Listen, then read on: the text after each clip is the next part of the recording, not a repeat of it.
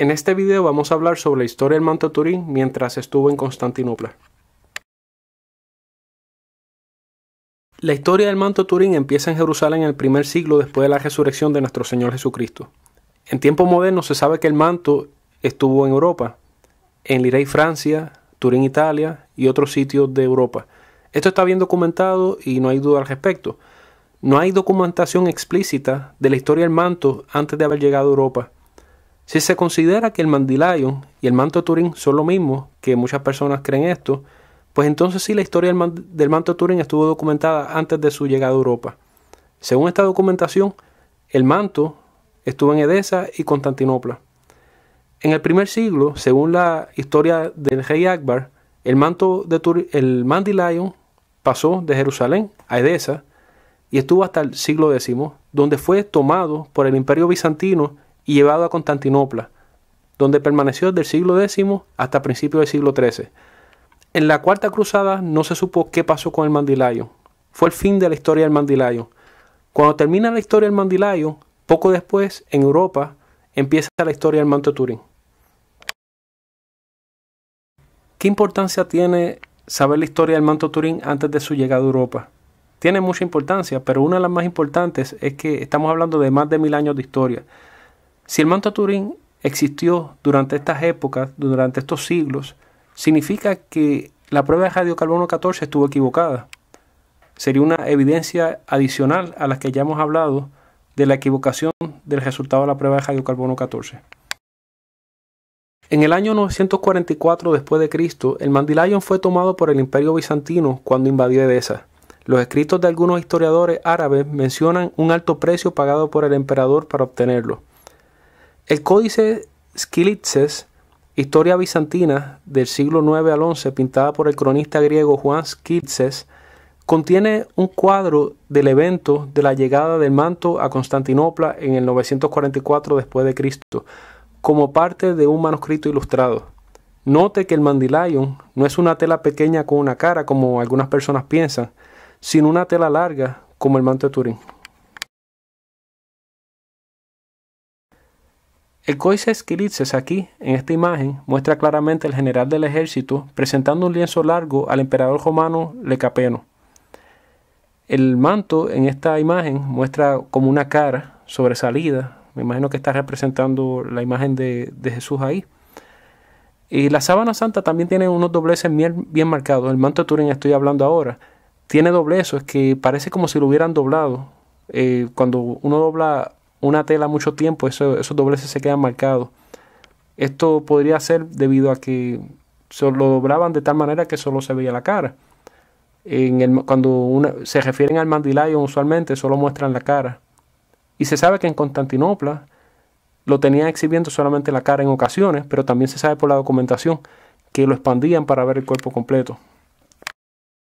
El texto del Códice Skylitzes dice: la ciudad de Edesa fue invadida por las fuerzas romanas, y cuando las personas fueron oprimidas por las privaciones del sitio, enviaron una delegación al emperador pidiendo detener la invasión, con la promesa de entregar el Mandylion sagrado de Cristo como un rescate.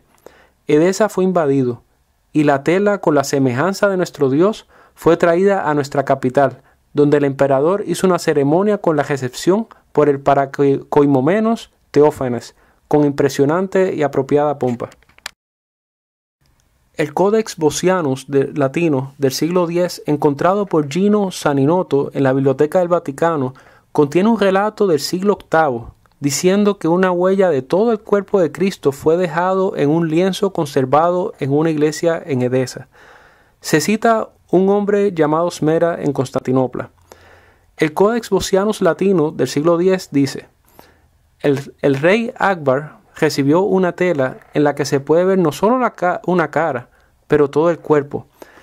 Esto es importante porque cuando se habla del Mandylion se piensa que es una tela con un rostro nada más, pero este documento y imágenes como esta del Códex de Skylitzes nos muestra que el manto no solo era una tela completa y larga, sino que también tenía la imagen del cuerpo, que es prácticamente lo mismo del manto de Turín.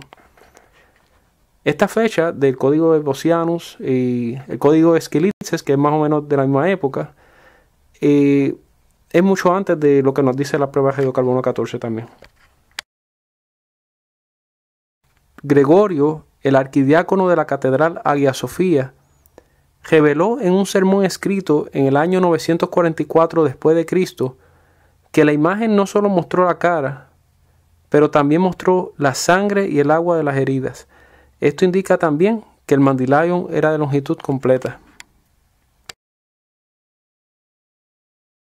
Una interpolación que data de antes del año 1130 después de Cristo, de un sermón del Papa Esteban III en el siglo VIII, dice lo siguiente: por el mismo mediador entre Dios y el hombre, que él, Jesús, podría de todas maneras de satisfacer al rey Akbar, se estiró todo su cuerpo en un paño, blanco como la nieve, en el que la gloriosa imagen del rostro del Señor y la longitud de su cuerpo entero estaba tan divinamente transformado que era suficiente para los que no pudieron ver al Señor corporalmente en la carne, para ver la transfiguración hecha sobre la tela.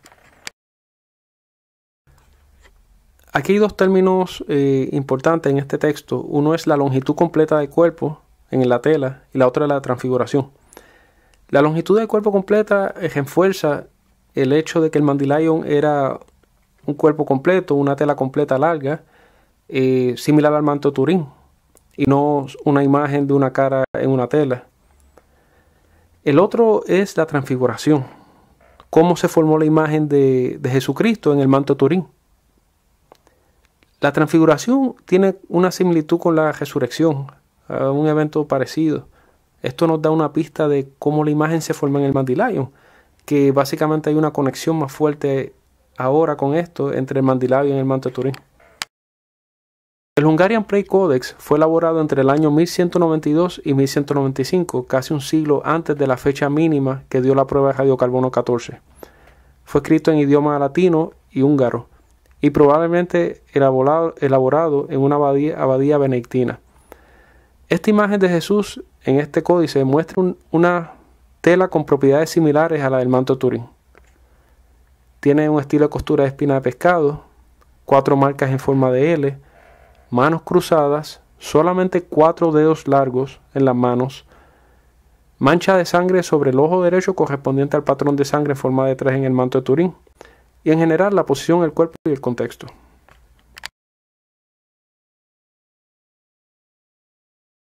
En esta parte inferior de la imagen del Hungarian Prayer Codex podemos ver la tela que tiene un estilo de espina de pescado, está amplificado a la derecha arriba en la imagen, y también podemos ver 4 hoyos, círculos en forma de L, bastante llamativos. Si uno mira bien la imagen del Prayer Codex, no va a notar otros círculos parecidos. Es bastante obvio que el artista hizo esto adrede, para indicar algo, posiblemente. En el manto de Turín, como podemos ver abajo, hay también 4 hoyos, círculos en forma de L, bastante fácil de notar a pesar de la distancia. Si se amplifica es mucho más claro. Por lo repetido de estos patrones de círculos en forma de L, se puede tal vez deducir de que esto pasó por una quemadura cuando el manto estaba doblado, y por el hecho de estar doblado se propagó este patrón. El artista de Hungarian Prayer Codex posiblemente, al poner estos círculos, quiso hacer referencia a las quemaduras en el manto de Turín. ¿Y para qué otra razón un artista va a hacer eso? ¿Qué otro propósito?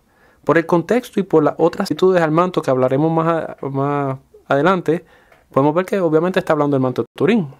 Entonces estamos hablando de una imagen que existió, que fue elaborada casi un siglo antes de la fecha de radiocarbono 14. Entonces es bastante obvio que esa prueba estuvo mal. Aquí podemos comparar el estilo de costura de la imagen del Hungarian Prayer Codex y el estilo de costura del manto de Turín. Se pueden ver las similitudes claramente. Otra similitud entre el manto de Turín y la imagen del Hungarian Prayer Codex es los 4 dedos. ¿Por qué razón un artista va a pintar solamente 4 dedos? Ya sabemos que la razón por la cual solamente aparecen 4 dedos es porque el clavo pasado por la muñeca rompió el nervio mediático que hizo que automáticamente se escondiera, se contrayera el dedo pulgar y solamente se veían 4 dedos. No hay razón para poner 4 hoyos en forma de L, no hay razón para poner un estilo de costura de espira de pescado, 4 dedos doblados, manos dobladas, y obviamente la imagen es de Jesús. Están haciendo claramente referencia al manto Turín aquí. La historia del manto Turín empieza cuando termina la historia del Mandylion durante la Cuarta Cruzada en el saqueo de Constantinopla entre el 1203 y el 1204. Robert de Clary, un caballero que participó en la Cuarta Cruzada en este saqueo de Constantinopla, documentó en el año 1203 después de Cristo que el manto del Mandylion estaba en Constantinopla en la iglesia de Blanquerna.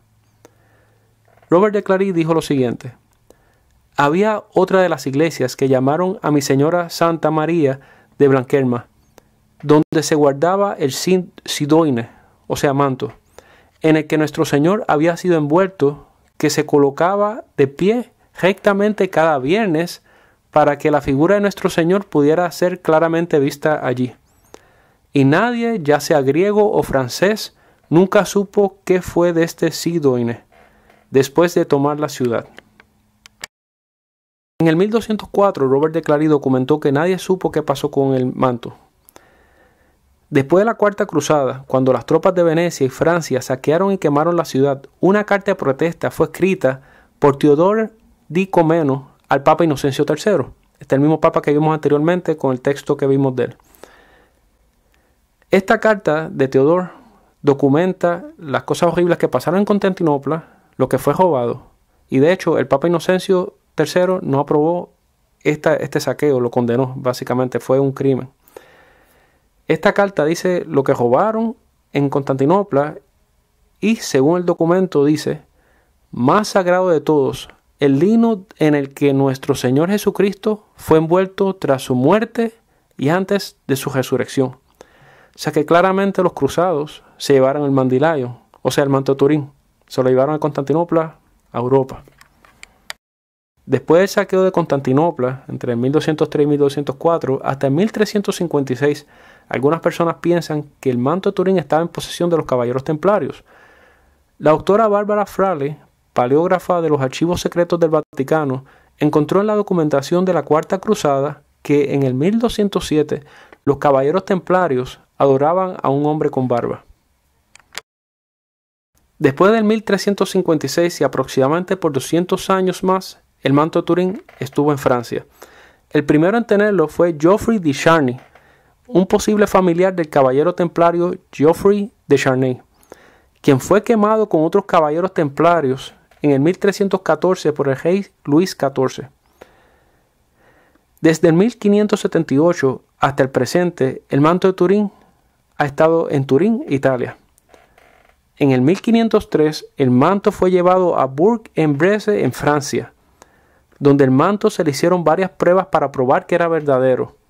Fue puesto en aceite hirviendo, en agua y luego hervido sobre fuego y finalmente lavado varias veces, y determinaron que sí era verdadero. Estamos hablando de 1503. Esto obviamente que es el manto de Turín. Ya está bien documentado que este es el manto de Turín después de 1356. O sea que esto se le hizo al manto de Turín. Es insólito hoy en día hacerle eso. Es increíble que haya sobrevivido prácticamente. Desde el 1450 hasta el 1982, el manto de Turín fue propiedad de la familia real Saboya hasta que el ex rey de Italia, Humberto II, murió y el manto fue pasado por herencia a la Iglesia Católica.